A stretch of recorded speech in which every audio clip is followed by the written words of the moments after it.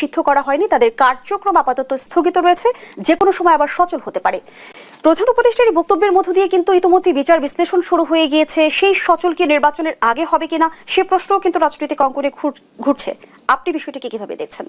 আমি আমার কাছে বিষয়টা খুব আশ্চর্যজনক মনে হয়। আমি সবসময় মনে করেছি যে ডক্টর মোহাম্মদ ইউনূস একজন মেধাবী মানুষ, কৌশলী মানুষ। সারা দুনিয়ার বড় বড় যারা রাজনীতিবিদ রয়েছেন তাদের সকলের সঙ্গে তিনি দীর্ঘদিন ধরে চালচলন করছেন। ফলে আমরা সবাই তাকে যতটা সহজ সরল মনে করি বা রাজনীতি বুঝেন না এরকম মনে করি।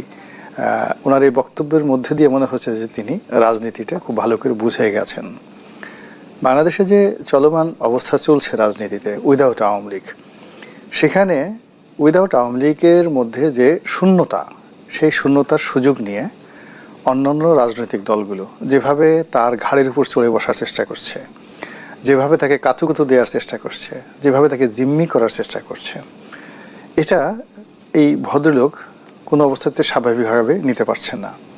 উনি খুব ভালো করে জানেন যে যে সমস্ত মানুষ লম্ফ দিচ্ছে, ঝম্প দিচ্ছে, তারা যদি আওয়ামী লীগ আসুক বা না আসুক, বা আওয়ামী লীগের ভয় দেখানো হয়, এদের অনেকের অবস্থা স্বাভাবিক থাকবে না।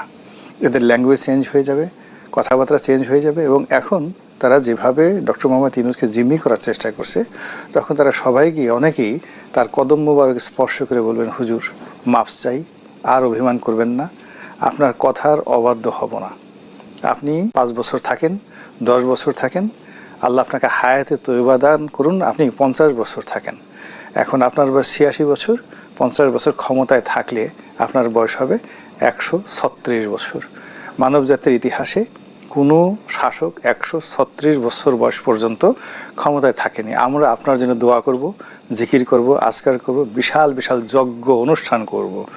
এবং যেভাবে ভারতের লোকজন আপনাকে বেইজ্জতি করছে, আপনাকে অসুর বানানোর চেষ্টা করছে দুর্গাপূজাতে, আমরা তার উল্টা বানাবো।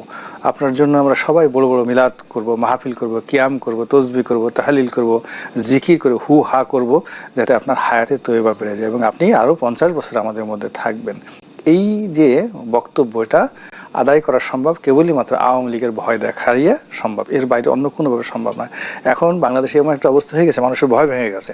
আপনি দেখেন না 4-5 জন লোক, তারা যে কোনো একজন মিলিটারি কমান্ডারকে, ব্রিগেডিয়ারকে, মেজর জেনারেলকে ঘেরাও করে গালাগাল করতে পারছে।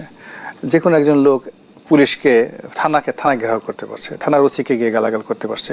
তো এই যে মানুষের যে ভয় ভেঙে গেছে, কিছু না কিছু হলে এই চলো চলো চলো যমুনাতে চলো, কিছু হলিয়ে বলে যে আমাদের যে শক্তি, আমরা এখন ইচ্ছে করলে একটা ধাক্কা দিলে ডক্টর মোহাম্মদ ইউনূস থাকতে পারেন না। তো এই কথাগুলো তো আসলে ওনার ভালো লাগে না। এই জন্য উনি এই যে বক্তব্যটা দিয়েছেন, প্রথমত এটা কৌশলগত কারণে হলেও হতে পারে। 1 2 নম্বরে যেটা হতে পারে সেটা হলো প্রকৃতির একটা বিধান রয়েছে। আপনার সঙ্গে যার বেশি ক্ষোভ থাকবে, ক্রোধ থাকবে, শত্রুতা থাকবে, সময়ের বিবর্তনে বাংলা সিনেমার মতো দেখবেন যে তার সাথে আপনার প্রেম হয়ে যাবে। দেখেন না, নায়িকার সাথে নায়কের খুব ধাক্কা লাগে, তারপর নায়িকা খুব গালাগালি করে, নায়কও খুব গালাগালি করে, এরপর একে অপর সাথে তেড়ে আসে যে মেরে ফেলবো, খেয়ে ফেলবো, এরপর হঠাৎ করে তাদের মধ্যে কী করে যেন প্রেম হয়ে যায়, প্রেমের পরে হঠাৎ গানের পরে বিয়ে থা, সব কিছু হয়ে যায়। তো এরকম রাজনীতিতে একই অবস্থা। রাজনীতিতেও দেখবেন যে যে সমস্ত মানুষের সঙ্গে যাদের সবচেয়ে বেশি শত্রুতা থাকে, এরকম আমি 71 থেকে এই পর্যন্ত বলতে পারি, সবচেয়ে একটা সময় বঙ্গবন্ধুর সেই চামড়া দিয়ে ডুগডুগি বাজাতে চেয়েছেন মতিয়ার চৌধুরী, অথচ সময়ের প্রয়োজনে সেই মতিয়ার চৌধুরী আওয়ামী লীগের সবচেয়ে বিপদের সময় আওয়ামী লীগের অংশগ্রহণ করেছেন। যখন বঙ্গবন্ধুর একেবারে বাংলাদেশে সবচেয়ে মানে কি বলবো, আকাশের সূর্যের মতো যার প্রভা রাজনীতিতে, ঠিক সেই সময়টাতে তার বিরুদ্ধে দাঁড়িয়ে স্বতন্ত্র নির্বাচন করেছেন সুরঞ্জিত সেনগুপ্ত। তো সেই সুরঞ্জিত সেনগুপ্ত আওয়ামী লীগ যোগদান করেছেন। হাসানুল হক ইনু, রাশেদ খান মেনন, মানে মেনন সাহেব এবং ইনু সাহেব, আপনি 70-এর দশক 60-এর দশক ছাড়া বুঝতে পারবেন না যে এই মানুষগুলো বাংলাদেশের প্রেক্ষাপটে কত বড় নেতা ছিলেন, পাহাড়ের মতো নেতা। এবং তাদের রাজনীতি ছিল বঙ্গবন্ধু বিরোধী রাজনীতি, আওয়ামী লীগ বিরোধী রাজনীতি। সেই মানুষগুলো দেখেন আওয়ামী লীগের কথা মতো, শেখ হাসিনার কথা মতো তারা হজ করে আসছে, উমরা করে আসছে। এই হলো অবস্থা। তো রাজনীতিতে শেষ বলে কোনো কথা নাই। তো সেই দিক থেকে যেহেতু ডক্টর মোহাম্মদ ইউনূসের দ্বারা শেখ হাসিনা ক্ষমতাচ্যুত হয়েছেন, ফলে আবার তার দ্বারা তিনি যে ক্ষমতায় বসবেন না এটা বলা যায় না, এবং এটাই হলো প্রকৃতির বিধান। এই জিনিসটা এমন হতে পারে। আর সর্বশেষ যেটা হলো যে ডক্টর মোহাম্মদ ইউনূস যদি দীর্ঘমেয়াদে ক্ষমতায় থাকতে চান, 5 বছর থাকতে চান, 10 বছর থাকতে চান, বা 50 বছর থাকতে চান, তাহলে এই রাজনীতির ময়দানে এখানে যত বেশি সহিংসতা থাকবে, যত বেশি প্রতিযোগিতা থাকবে, যত বেশি একে অপরের সঙ্গে প্রতিযোগিতা থাকবে, থাকার পরে সব মানুষ তাকে সালিশ হিসেবে মানবে। এখন বাংলাদেশে যে অবস্থায় হোক না কেন, ধরুন শেখ হাসিনা এলেন না, শেখ পরিবারও এলো না, কেবলমাত্র আওয়ামী লীগকে রাজনীতি করার অনুমোদন দেওয়া হলো এবং আওয়ামী লীগ অফিস খুলে দেওয়া হলো এবং পুলিশ প্রশাসন নিউট্রাল করে দেওয়া হলো যে ঠিক আছে, পুলিশ সেনাবাহিনী ওখানে যাবে না, গুলিস্তানে পুলিশ সেনাবাহিনী যাবে না, আওয়ামী লীগের লোক মানে ওখানে বসে মিছিল মিটিং করতে পারবে। আপনি একটু এই টেবিলে বসে আজকের দিনের বাস্তবতা চিন্তা করেন তো, যে এই তোরা রাজুতে আয়, এই পার্টি এখন এই তোরা বঙ্গবন্ধু অভিনেতা, এটা কি সম্ভব? কিংবা বিএনপির লোকই পল্টন থেকে দলে দলে গিয়ে ওখানে গিয়ে আওয়ামী লীগের অফিসে ওই আওয়ামী লীগের নেতাকর্মীদের ফিরানোর জন্য যাবে? আমার কাছে মনে হচ্ছে না। ফলে এই আমি যে জিনিসটা বুঝি, আমাদের সাথে অনেক অনেক বুদ্ধিমান বিশ্বনন্দিত একজন নোবেল লরিয়েট, তিনি তো এই বিষয়গুলো খুব ভালো করে বুঝেন। ফলে মানে সবাই তো উনি কথাবার্তা বললেন, তো এই কথাবার্তা বলার পর এই কথাই আমার কাছে ব্যাখ্যা মনে হলো। এরপরে কিন্তু আওয়ামী লীগের নিষেধাজ্ঞা তুলতে আন্তর্জাতিক অঙ্গন থেকে কোনো চাপ আছে কি? না, এটা আন্তর্জাতিক অঙ্গন থেকে উনি তো চাপে কখনোই নত হবেন না ডক্টর মোহাম্মদ ইউনূস। বিকজ যারা চাপ দেয় তারা তো সব ওনার এক পক্ষ ডান পকেটে আর এক পক্ষ বাম পকেটে।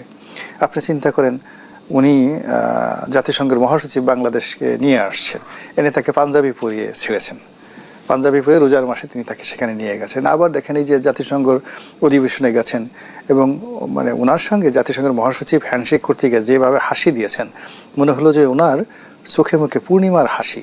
এবং দুই বন্ধু মানে দুইজনের সাথে মনে হয় যেন একেবারে হংসমিথুন।